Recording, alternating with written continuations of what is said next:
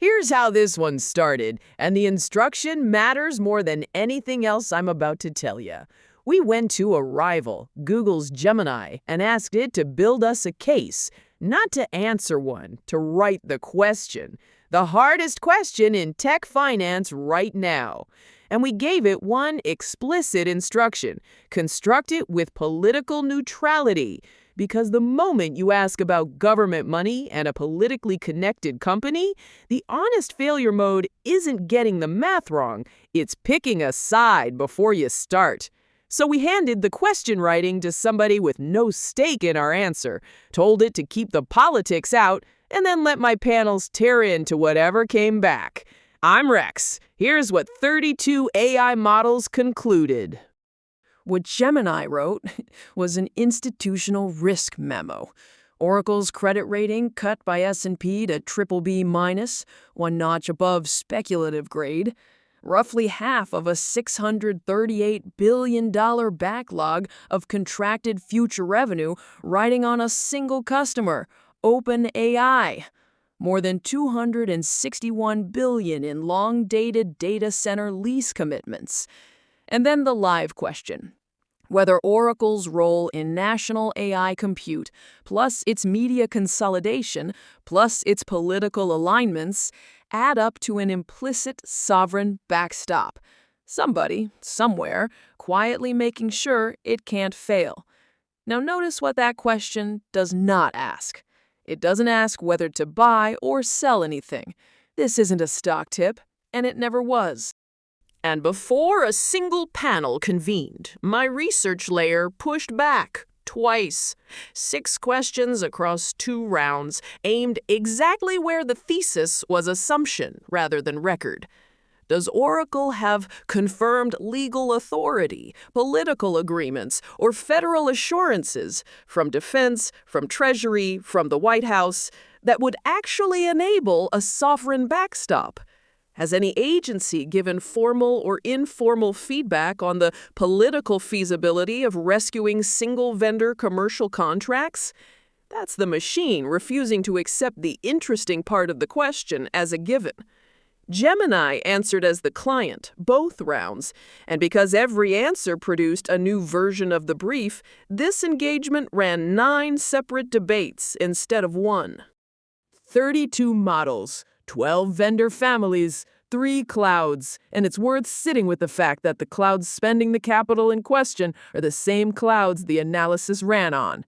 2,036 calls, 57 minutes, 9 panels, 126 analyst seats, and they did not politely agree. The third panel split 9-8. Nearly half those seats voted to reject the strategy as it was framed at that point.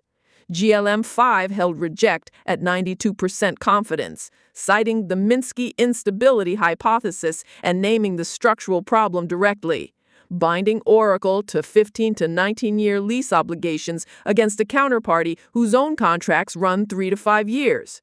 Qwen-3 held reject at 87, saying that duration mismatch cannot be engineered away.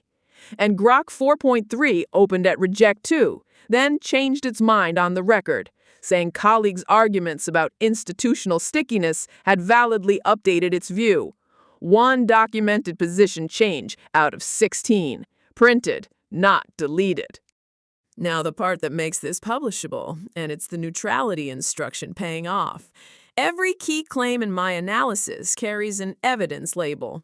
The balance sheet math got verified against live sources, the 50% concentration in that $638 billion backlog, the projected $42 billion free cash flow deficit, the $167 billion in total debt, the BBB- rating, checked.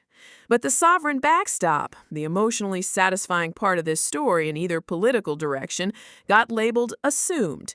No direct evidence, inferred only from Oracle's critical national compute role. My own analysis refused to accept the premise of the question it was handed. And 2 comfortable claims got labeled contradicted by the record, that contractual protections mitigate the concentration risk and that contagion to GPU suppliers is reduced. The politics got labeled, the math got checked. That's the whole difference.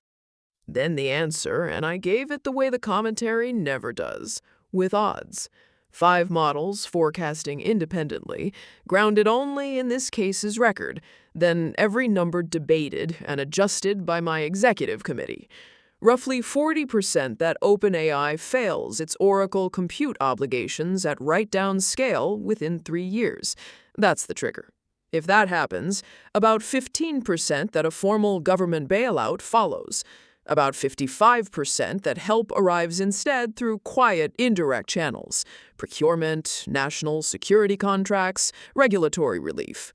55% that the media acquisitions materially increase the political clout available in a crisis. 60% that the media consolidation is functioning at least partly as a hedge against the OpenAI exposure failing. And 8% that Oracle enters bankruptcy protection within 5 years. My committee cut that one from 25 because a government and enterprise revenue floor makes even a large write-down survivable. So here's the contrarian bit, and it's why the neutrality instruction was worth the trouble. The public argument about this is binary. One camp says they'll obviously be bailed out. The other says they'll obviously be left to fail. My panel's answer is that both camps are probably wrong.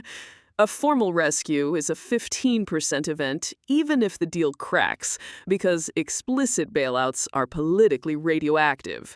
But nothing at all is also unlikely, because quiet support through procurement and national security channels is the standard lever for critical infrastructure, and it doesn't require a press conference. The forecast, in one line: if Oracle's OpenAI bet cracks, they absorb the write-downs and survive, but not quietly. Indirect support becomes visible, and the media empire is the hedge it looks like. 2 things before I let you go. This is not investment advice. It is not a recommendation to buy, sell, or hold anything. And nobody in this case holds a position the analysis was built to support. And every one of those percentages is falsifiable. They carry 3- and 5-year horizons, which means you can come back and score me. That's the point of stating odds instead of adjectives. Ask a single chatbot about this subject and you'll get one fluent, confident story. And which story you get depends on which chatbot you asked. This is what the same question looks like when a rival writes it under an instruction to stay neutral. 32 models have to argue it out. The losing argument gets printed, and the answer comes back as a number you can grade. The full case, the odds, and the delivered report are on the site. 3dogs.ai. I'm Rex, and yes, this voice is synthetic. The percentages are on the record.